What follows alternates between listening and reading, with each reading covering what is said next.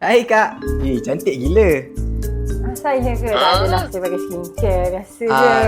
Kak, bukan Kak. Tu, kabinet tu, kabinet. Oh, ni kabinet 6-in-1 yang ni 79, nak yang 2 pintu ada 135. Oh. Saya. Berseri-serinya. Oi, cuba Kak spill sikit Kak yang berseri-seri sangat tu. Saya pakai wuduk je lah. Kak, tolong Kak. Bukan Kak. Tu Sinki tu. Oh, Sinki workstation ni ke? Memang berkilat lah, berseri-seri lah dia kan. Warna gold 289. Kalau nak yang basic 88 tu pun berseri juga. Okay. Apa benda ni dia ni?